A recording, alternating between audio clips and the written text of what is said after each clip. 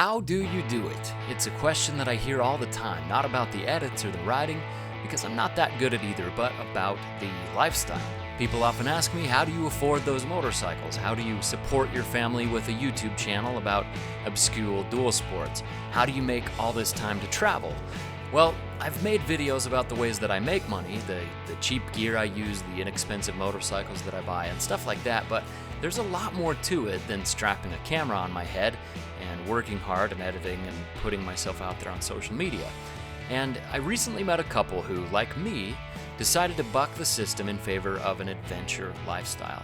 However, they didn't have to leave their careers or take wild risks to start YouTube businesses or sell their souls on social media like I have. They have normal jobs. She's a hairdresser and he works for an auto parts store. But they get to ride more than I do. They're not rich, they're not homeless, they have kids, they have a house, they have pretty regular lives. Yet they can ride and travel and really live the adventure lifestyle about every other week if they want to. Meet Jay and his wife Misty, aka Hawk Girl, from North Carolina. We've been friends online for a few years now, but I finally got to meet them in person on their 2-week cross-country tour aboard their amazing box truck conversion Nest Assault vehicle. Now, while Misty and Jay both like the idea of riding cross-country on larger touring motorcycles, they chose a truck and 2 dual sports in the back over to adventure tours because of the relatively low cost, the packing ability, and mainly so that they can drive in comfort on the long highway stretches, then enjoy their little XT225s, which they can handle on everything from highway jaunts to seriously rugged terrain when the pavement ends. So if you'd like to see more about Jay and Misty, check out their YouTube channel, learn about their box truck conversion, or see the triple vlog interview that we did during this trip, make sure to check out the links in the description and the cards in the upper right hand corner. So what is their secret then? With normal jobs, how do they own 10 motorcycles and travel every other week and really live this adventure lifestyle? Well, during our tour of Southwest Utah, we discussed at length how each of us lives this way. And despite having a pretty different backgrounds, different jobs, and different adventure goals, there were 5 major attitudes that Jay, Misty, myself, and a few others with this lifestyle embrace. And here they are: a willingness to put fear aside, a strong sense of what makes you happy, faith in yourself and in others, an intrinsic versus extrinsic locus of control, and finally, freedom from debt. Now first, a disclaimer. I am not the poster boy for these 5 attributes, and Jay and Misty wouldn't claim to be either. I struggle constantly with every one of them, but I try very, very hard, and trying hard has gotten me this far. So I'm not saying these things to say that I'm the guru when it comes to this stuff. I'm saying that when I have had the courage and the willpower to do these things, that I've been able to live a very free and very adventurous life. And right now that doesn't mean a lot of motorcycle travel, but it does mean a lot of nearby adventures and a good amount of time with my wife and kids. So first, we've got to have a willingness to put fear aside. Now that doesn't mean your fear is gone, it just means that you can put a reasonable expectation of success over an unrealistic expectation of failure, then move ahead with your plans. A little bit of fear is healthy. It makes us prepare for adversity and work hard and use a reasonable amount of caution. However, too much fear paralyzes us. It blinds us. There have been many times where I've been scared before going on an adventure. I still do get scared before a long ride, or even before I travel in general. For me, that fear is like a hallmark sign of a true adventure. I get scared before I meet large groups of people. I get scared when I click the publish video button and release these videos on YouTube. The fear is always there, it always exists. And while it occasionally holds me back, it doesn't always, and that's the difference. Fear is like a fire in the dark. Too little, and it's hard to see the true dangers around you. Too much, and the fire itself consumes you. But the right amount illuminates unseen dangers and actually serves to keep you safer. The second common attitude among those who live an adventure lifestyle is a strong sense of what makes them truly happy. It's funny because we're told so often by advertisers and marketing suits that the only way to be happy is to buy something or have something. And it's so pervasive in our society that I think most human beings have actually forgotten what makes them truly happy. But that's the catch. I have no idea what makes you happy. I can only tell you what makes me happy. And it's really, really tricky. In these days of social media, we have to be especially careful that we're not confusing status for happiness. Do we travel for the love of travel, to see new things, to meet new people, and enjoy the experience? Or do we travel to impress our friends with social media posts and cool selfies in exotic locations? Do we travel for traveling, or do we travel to make ourselves look cool? Because looking cool is not happiness, it's vanity. So take a good long look at your possessions. Make an inventory if you want. Which of them bring you real happiness, and which of them are status symbols to make you look more important or wealthy or cool to friends or even strangers? Do they serve your happiness or your vanity? When people see these things, do you tell them stories and good memories of how they have made you happy, or do you tell them stories of how rare or expensive or exclusive they are? But what about beautiful creations, things that make you happy simply because of the way that they are? Things without utility but with value. For example, a custom motorcycle, or a painting, or orthodontic work to give yourself a beautiful smile. Is that vanity? Or is it self-improvement? Or is it an expression of creativity? Or is it art? Only you know whether you enjoy the aesthetics and for what reasons. If it's aesthetic only for other people to be jealous of you, then I think it's the wrong reason. For example, here I am, a huge hypocrite for preaching about social media and trying to look cool. To an outsider, my whole life is based on views and numbers and little digital hands giving the thumbs up sign. And I admit sometimes it is that way.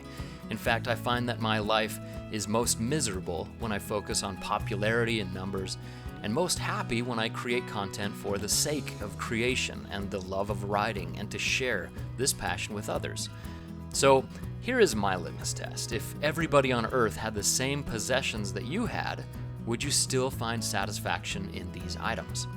You want to share the things that make you happy, and you wish everybody had them. On the other hand, vain possessions are based on greed and competition and exclusivity. They can only make you happy when nobody else has them, and that's not true happiness. My point in all of this is that you have to find what makes you truly happy, not what makes other people happy, not what I say makes you happy, not what the marketing man says will make you happy, not to one-up your neighbors or friends, not to make you feel superior. What makes you truly happy? Now, the next attribute is faith in yourself and in others, and this goes along with fear a little bit. When I set out on a trip, I worry. I worry about being a victim of a crime, I worry about breaking down, I worry about all kinds of things that could go wrong.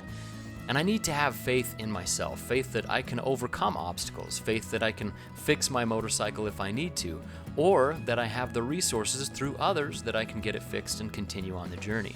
And then faith in others. I believe that 95% of all people are really, really good people. Does that percentage change just because I travel to a different country? What an absolutely ignorant thought that is. Going back to fear. Fear sells. Fear makes you click on headlines, and fear sells the advertising space. There is very literally an economy of fear media with a supply and demand, but once again we need to look at the odds of things happening.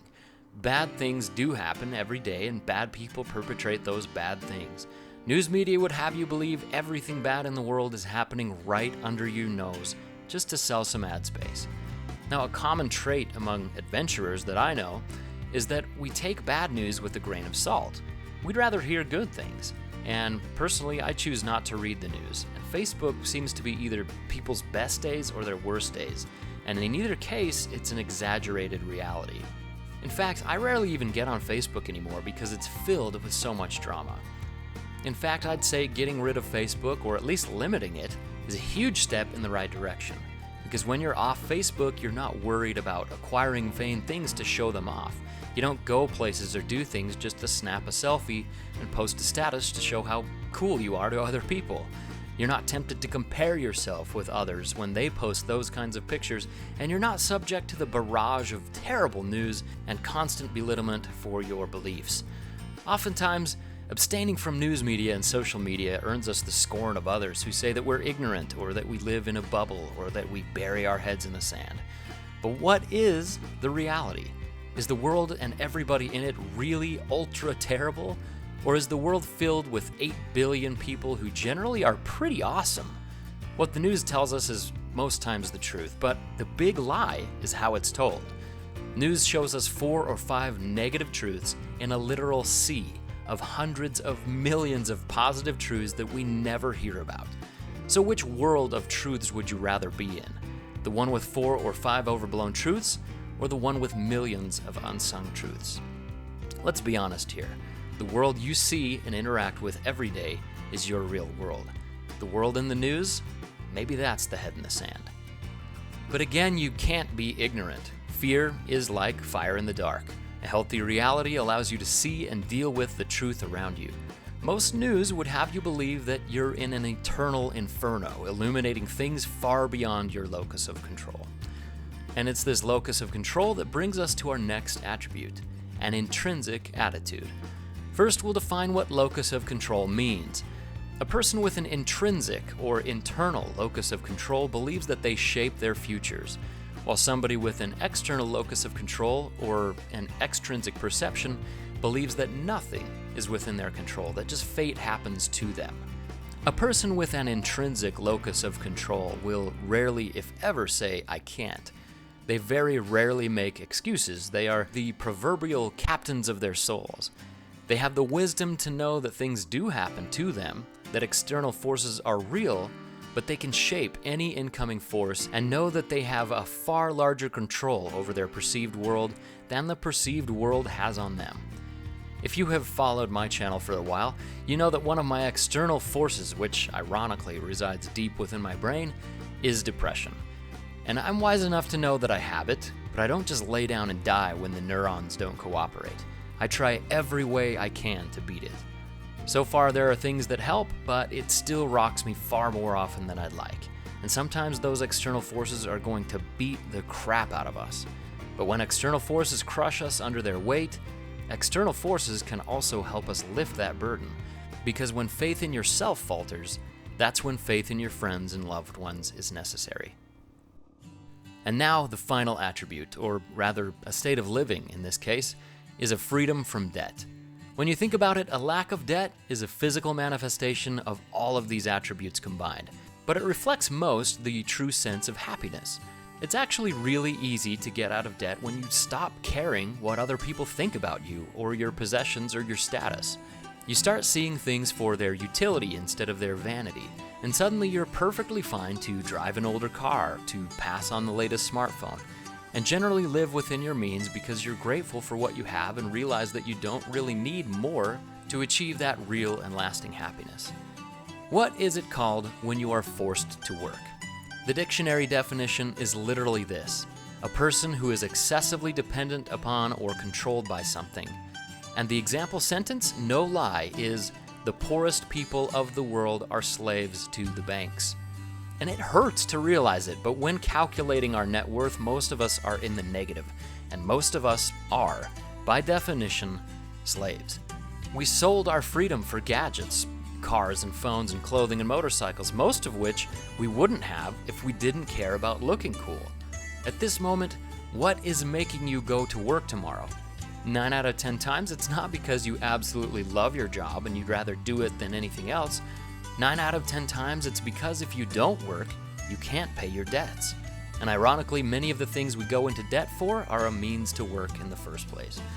In my world of motorcycles and adventure, it is an utter shame when somebody buys a motorcycle that they can't afford.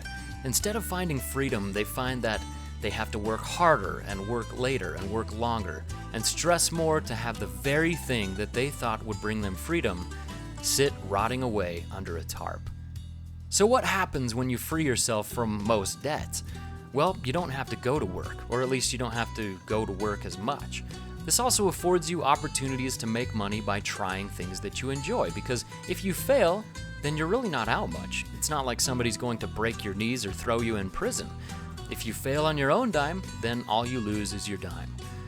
There are a few reasons why debt makes sense: a reasonable home, an education, and perhaps a business loan when necessary. Each one of those is usually a pretty sound investment, a lasting commodity that builds equity or provides a return. And that's coming from a guy with a very expensive master's degree that he may never use again. But everything else can be saved for and purchased without interest. The wild part is how quick and easy it is to save money when you aren't saddled by debt. How easy it is to travel, to buy things that increase your happiness and create more positive memories. So there you have it. There are more attributes out there, but those 5 nicely sum up every serious adventurer or free person that I have met, and I'm trying hard to get there as well. If this lifestyle appeals to you, then practice those habits. Put fear aside, find what makes you happy. Have faith in yourself and in others, know that you are in control of your destiny, and live simply so that you can free yourself from debt. Thank you so much for watching, and as always, an enormous thanks to the amazing patrons who have helped me so much for making videos like this possible. Much love, eveRide out.